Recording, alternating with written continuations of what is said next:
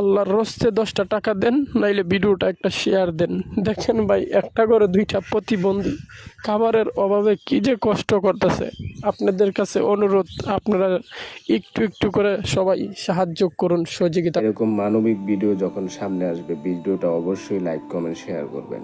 কেন করবেন? কারণ আপনার একটা শেয়ারের মাধ্যমে যিনি ভুক্তভোগী, যিনি হতদরিদ্র, উনি কিন্তু একটা আর্থিক অনুদান পাচ্ছে। পাশাপাশি আপনি যে শেয়ার করছেন, শেয়ার করার ফলে ওই ভিডিওটা থেকে যে ইনকামটা আসতেছে, সেই ইনকামটা যদি ওই ব্যক্তি ভুক্তভোগীকে পেমেন্ট করে, ভুক্তভোগীকে যদি দান করে, সেই ক্ষেত্রে দানের যে সোয়াবটা, সেই সোয়াবটা কিন্তু যিনি দান করছে উনি একা পাবে না।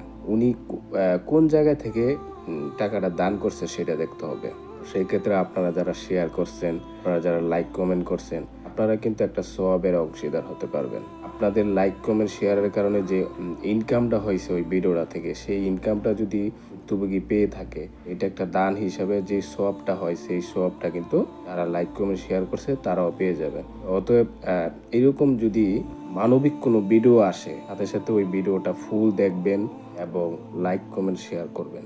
সেই ক্ষেত্রে আপনিও একটা মানবিক কাজের অংশীদার হতে পারবেন ইনশাআল্লাহ।